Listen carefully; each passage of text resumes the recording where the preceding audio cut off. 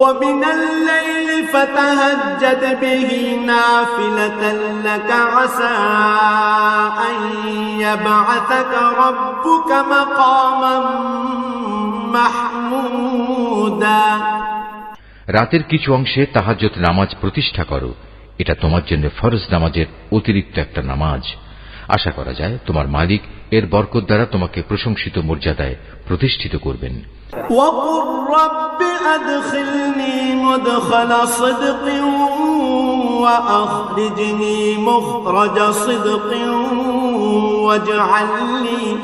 واجعل لي من لدنك سلطانا نصيرا।